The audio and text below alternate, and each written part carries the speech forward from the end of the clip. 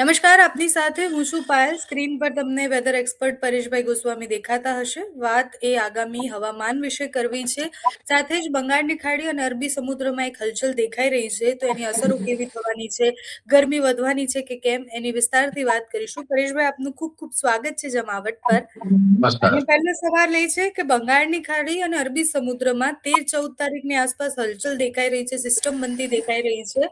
Western ડિસ્ટર્બન્સની સિસ્ટમો તો અસર કરી જ રહી છે, પણ ગુજરાત પર આ સિસ્ટમોની કોઈ અસર થવાની કે કેમ, અને આ જે સિસ્ટમ બની છે એ મજબૂત થવાની સંભાવનાઓ ખરી? ચોક્કસ આમ જોવા જઈએ તો હવે ઉનાળો પૂર્ણતાને આરે છે અને હવે ચોમાસું નજીકમાં આવી રહ્યું છે. એટલે હવે તો લગભગ એકાદ મહિનાની અંદર ચોમાસું છે ગુજરાતના દ્વાર ખટખટાવવાનું છે. એક વર્ષ પૂરું થયું છે.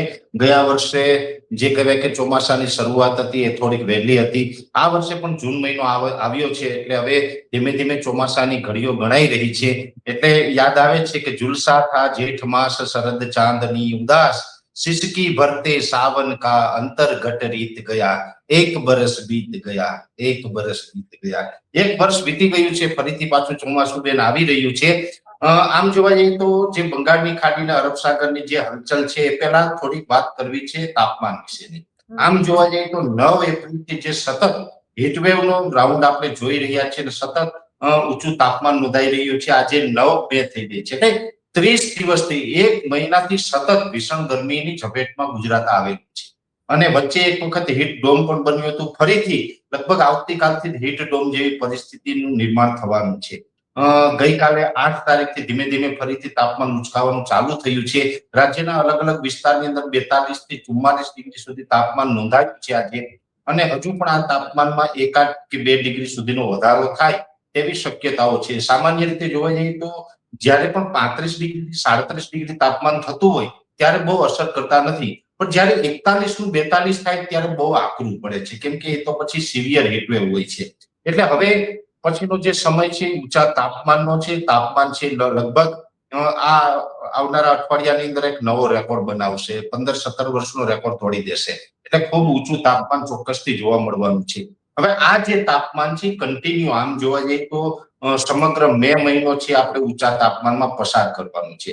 આ એક વાત અલગ છે કે મે મહિના દરમિયાન અમુક સિસ્ટમની અસરથી અથવા તો પ્રી-મોન્સૂન એક્ટિવિટીના વરસાદ પડે, ત્યાં વાદળછાયું વાતાવરણ થાય તો ચોક્કસથી એટલા સીમિત વિસ્તારો પૂરતું તાપમાન થોડું ઘટી શકે, નહીતર તો ઓલ ઓવર ગુજરાતની અંદર ઊંચું તાપમાન રહેવાનું છે. જેમાં ખાસ કરીને જોવા જઈએ તો અત્યારે બંગાળની ખાડી અને અરબ સાગર છે એ નૈઋત્યના ચોમાસા માટે તૈયાર થઈ રહ્યા છે. ત્યાં પણ હવે અત્યારે ચોમાસું જે સક્રિય થવાની જે પ્રક્રિયા હોય ચાલુ થઈ છે. આમ જોવા જઈએ તો સૌ પ્રથમ ચોમાસું છે અંદમાન નિકોબાર ટાપુ ઉપર પહોંચશે, અને એ પણ હવે બહુ સમય દૂર નથી. લગભગ આવનારા અઠવાડિયાની અંદર ગમે ત્યારે અંદમાન નિકોબાર ટાપુ ઉપર ચોમાસું પહોંચી શકે છે. કેમ કે પ્રશાંત મહાસાગરથી જે ચોમાસાના પવનો છે ત્યાંથી પશ્ચિમ તરફ આવે, અંદમાન નિકોબાર ટાપુ એટલે કે બંગાળની ખાડીમાં ચોમાસું આવશે. ત્યાર પછી શ્રીલંકા પર થઈ અને મડાગાસ્કર ટાપુ સુધી પવનો જાય છે, ત્યાંથી નૈઋત્ય દિશામાંથી પવનો ભારત તરફ આવે છે. એટલે પછી કેરળમાં ચોમાસાની શરૂઆત થતી હોય છે. એટલે આમ તો લગભગ આ વર્ષે 1 જૂન કરતા વહેલું, લગભગ 2-4 દિવસ વહેલું કેરળની અંદર પણ ચોમાસું પહોંચી જશે. અને એ માટે જે સમુદ્રી સપાટી છે એની અંદર જે હીટ હોવી જોઈએ ને ત્યાં જે ભેજ આવે ને એ ભેજને કારણે ત્યાં સિસ્ટમો બનવાનું ચાલુ થાય છે. એ સિસ્ટમો હવે અત્યારે ધીમે ધીમે બનવાની તૈયારી થઈ રહી છે. એટલે આમ જોવા જઈએ તો આવનારા અઠવાડિયા દરમિયાન એક વરસાદની સિસ્ટમ બની શકે છે. સૌ પ્રથમ તો એ સિસ્ટમ છે તમિલનાડુના દરિયાકાંઠે બનશે.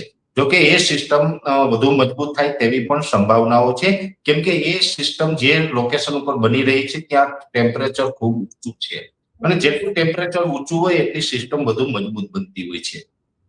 જોકે અત્યારે અલગ અલગ મોડેલોમાં મતાંતર છે. કોઈ મોડેલો છે જે સેટેલાઇટ થી જે અલગ અલગ કંપનીઓના સેટેલાઇટ હોય છે, અમુક અમુક જે દેશની જે વેધર સંસ્થા હોય એના જે ઉપગ્રહો એનાથી જે અમે નું ચિત્ર જોતા હોય છે, એમાં બધામાં મતાંતર છે. લગભગ 1-2 દિવસની અંદર એ ચિત્ર ક્લીન થશે. પણ અત્યારે મોટા ભાગના મોડેલો પ્રમાણે એવું લાગી રહ્યું છે કે એ સિસ્ટમ તમિલનાડુના દરિયાકાંઠે બનશે, લો પ્રેશર સુધી આવશે, અને એ લો પ્રેશર થી તમિલનાડુ થઈ કેરળ ઉપર આવશે. કેરળથી અરબ સાગરમાં પ્રવેશ કરે તેવી શક્યતાઓ છે. જો અરબ સાગરમાં પ્રવેશ કરશે તો અરબ સાગરનું તાપમાન અને ભેજ છે ખૂબ ફેવરેબલ છે. એ સિસ્ટમને વધુ મજબૂત બનવા માટે અનુકૂળ ત્યાં હવામાન છે, સપોર્ટ આપશે અરબ સાગર, અને એ સિસ્ટમ વધુ મજબૂત બની શકે છે. આમ તો અમે ઘણા સમયથી એક ઉલ્લેખ એ પણ કરી રહ્યા છે કે 15 મે થી લઈને 15 જૂન વચ્ચે એક સાયક્લોન બનવાની સંભાવનાઓ છે, કેમ કે જે લાંબા ગાળાના તાપમાનના જે આંકડાઓ છે એવું બતાવી જ રહ્યા છે કે સાયક્લોનની સંભાવનાઓ દેખાઈ રહી છે. હવે આ સિસ્ટમ સાયક્લોન બને છે કે કેમ એ લગભગ ટૂંક સમયની અંદર ખ્યાલ આવી જશે. જોકે અત્યારે જે અલગ અલગ મોડેલ બતાવી રહ્યા છે કેરળના દરિયાકાંઠેથી પછી અરબ સાગરમાં આવશે, અને જો એને પૂરતો ભેજ મળશે તો આ સિસ્ટમ લો પ્રેશરમાંથી મજબૂત બની વેલમાર્ક લો પ્રેશર બનશે, ત્યાર પછી ડિપ્રેશન બને, ડિપ્રેશન છે એ મજબૂત થાય તો ડીપ ડિપ્રેશન થાય, અને ડીપ ડિપ્રેશન પછી સાયક્લોન સ્ટ્રોમ સુધી જતું હોય છે. એટલે કદાચ આ સિસ્ટમ છે પણ અરબ સાગરની અંદર સાયક્લોન સ્ટ્રોમનો આકાર રહી શકે છે, એવી અત્યારે શક્યતાઓ દેખાઈ રહી છે. આપણે આશા રાખીએ કે એને જે કહી શકાય કે સિસ્ટમ જ્યારે પણ અરબ સાગરમાં આવે ત્યારે તાપમાન ઘટે, અને જો તાપમાન ઘટે તો પછી સાયક્લોન બનતા રોકશે. એટલે આ પરિસ્થિતિ થાય તો વધુ સારું, નહીં તો સાયક્લોન છે તો કોઈના હિતમાં હોતું નથી. હંમેશા જ્યારે પણ સાયક્લોન આવે ત્યારે આપણે બધાને નુકસાની ચોક્કસથી આવતી હોય, એટલે આપણે એવી આશા રાખીએ કે સાયક્લોન ન બને. પણ અત્યારે જે હલચલ થઈ રહી છે એ સાયક્લોન બનવાના સંકેતો ચોક્કસથી આપી રહી છે, અને મોટા ભાગે અલગ અલગ મોડેલો છે એ પણ એવું સૂચવી રહ્યા છે કે લગભગ એક હળવું સાયક્લોન બનશે, બહુ સ્ટ્રોંગ નહીં પણ એક હળવું સાયક્લોન બનશે, આવી શક્યતાઓ દેખાઈ રહી છે. પરેશભાઈ, ગુજરાતમાં હવે કોઈ વરસાદની સંભાવના, એ પ્રી મોન્સૂન એક્ટિવિટી હોય કે પછી કમોસમી વરસાદ, જે ખૂબ ગરમીના કારણે આપણે વાત કરી હતી એમ પડે, એવી કોઈ સંભાવના કે વરસાદ પડવાનો છે હવે આગામી આ મહિનામાં? ચોક્કસ પડવાનો છે. આમ જોવા જઈએ તો બેન, મેં આપણે ત્યારે પણ જણાવ્યું હતું, લગભગ છેલ્લી આપણી વાત થઈ ત્યારે પણ, કે 22 તારીખ આસપાસ, મને લાગે લગભગ 19-20 તારીખથી વરસાદની શરૂઆત થઈ શકે છે. હવે મે મહિનાની જે 20 તારીખ આસપાસનો જે સમયગાળો હશે ત્યારે અત્યારે જે આપણે સિસ્ટમની વાત કરી રહ્યા છે, જે કેરળના દરિયાકાંઠે બનશે, તમિલનાડુના દરિયાકાંઠે બનશે, ત્યાંથી કેરળના દરિયાકાંઠે આવશે, અરબ સાગરમાં એ ટ્રેવલ કરશે, અને એ પછી એની અસર પણ હશે ને એ સમયે લોકલ સિસ્ટમો પણ બનશે. એટલે બંને સિસ્ટમો છે, લોકલ સિસ્ટમ અને અરબ સાગરની સિસ્ટમ, એને કારણે પ્રી મોન્સૂન એક્ટિવિટી તેજ થઈ શકે છે. એ પ્રી મોન્સૂન એક્ટિવિટી હશે એ થોડીક તીવ્ર હશે, સામાન્ય પ્રી મોન્સૂન એક્ટિવિટી નહીં હોય. એ લગભગ એકાદ અઠવાડિયા માટે એ પ્રી મોન્સૂન એક્ટિવિટી થશે.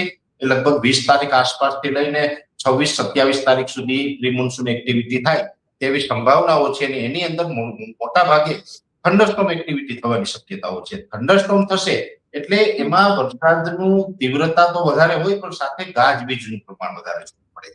એટલે ગાજવીજ અને પવન સાથે ઘણી જગ્યાએ વરસાદ પડશે.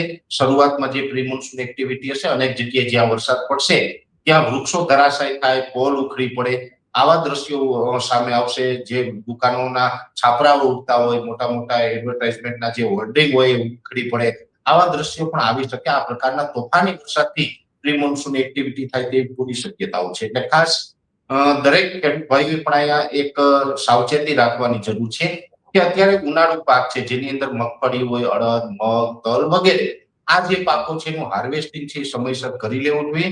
નહીતર પછી આપણે 20 તારીખ આસપાસની જે પ્રી મોન્સૂન એક્ટિવિટી થશે, અને ખાસ કરીને દક્ષિણ ગુજરાત અને સૌરાષ્ટ્રના ભાગોમાં એની અસર વધારે હશે, તો એમાં વધારે નુકસાન થાય તેવી શક્યતાઓ દેખાઈ રહી છે. એટલે મે મહિનાથી વરસાદની શરૂઆત થવા જઈ રહી છે.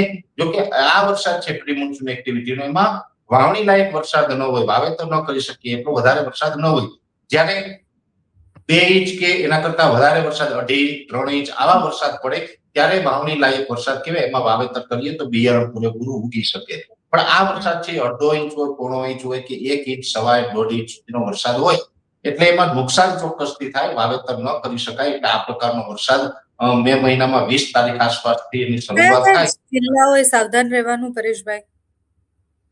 ખાસ કરીને રાજકોટ, બોટાદ, ભાવનગર, અમરેલી, ગીર સોમનાથ, જુનાગઢ, પોરબંદરના અમુક વિસ્તારો છે. એ પછી ભરૂચ, અંકલેશ્વર, સુરત, વલસાડ, નવસારી, વાપી અને ડાંગ, આ વિસ્તારો છે એમાં થોડીક વધારે અસર કરશે. મેં આપને કીધું ને, સૌરાષ્ટ્ર અને દક્ષિણ ગુજરાત આમાં વધારે અસર કરશે. કચ્છ હોય, ઉત્તર ગુજરાત, મધ્ય ગુજરાતમાં કદાચ પડશે તો પણ સામાન્ય અને છૂટાછવાયા એકાદ દિવસ માટે પડશે, ત્યાં બહુ અસર નહીં થાય. દક્ષિણ ગુજરાત અને સૌરાષ્ટ્રને વધારે અસર કરતા રહેશે.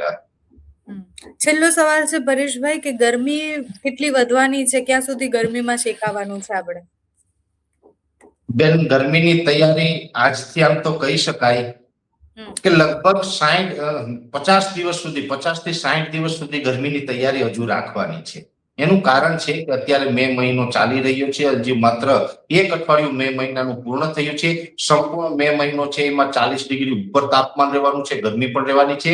અને જે સમય આગળ જતો જશે એમનું હ્યુમિડિટીમાં વધારો થશે. એટલે અત્યારે માત્ર તાપમાન છે, જે ઉકળાટ હોય છે ઓછો છે હજુ, પણ એ ઉકળાટમાં પણ વધારો થશે. અને ખાસ કરીને જૂન મહિનો છે, સમગ્ર જૂન મહિના દરમિયાન પણ આ ઉકળાટ રહેશે. જૂન મહિનામાં કદાચ માની લે કે ચોમાસું ગુજરાતમાં પ્રવેશ કરી જશે, તો હમ ચોમાસું પ્રવેશ કરશે તો પણ ગરમીમાં ઘટાડો નહીં થાય, તાપમાનમાં ઘટાડો થશે. ઉકળાટ છે એ કન્ટિન્યુ રહેશે. એટલે મે મહિનામાં પણ ઉકળાટ હશે અને જૂન મહિનામાં પણ ઉકળાટ હશે, અને કદાચ જુલાઈના શરૂઆતના દિવસને થોડા દિવસ ઉકળાટ જોવા મળે તેવી શક્યતાઓ છે. એટલે હજુ 50-60 દિવસ સુધી આપણે ગરમી સામે ઝઝૂમવાની તૈયારી રાખવાની છે. ગરમી રાજ્યના અલગ અલગ વિસ્તારોની અંદર જોવા મળશે. અને એમાં પણ હવે ફરીથી આપને એ કહું છું કે મે મહિનો ને એમાં પણ મે મહિનાનું હવે આવતું અઠવાડિયું છે એ લગભગ ઘણા રેકોર્ડ તોડી નાખશે. એટલે લોકોએ ક્યારેય જોયું હોય એવું તાપમાન પણ આપણે જોવા મળે તેવી પૂરી શક્યતાઓ છે. એટલે ભર ઉનાળે આપણે વરસાદનો પણ અનુભવ કરવાનો છે, ગરમીમાં શેકાવાનું પણ છે, અને જો સિસ્ટમ વધારે મજબૂત થાય છે તો બીજી બધી અસરો પણ થવાની છે. થેન્ક યુ સો મચ પરેશભાઈ, તમે જોડાયા, સમય આપ્યો અને માહિતી આપી એ બદલ.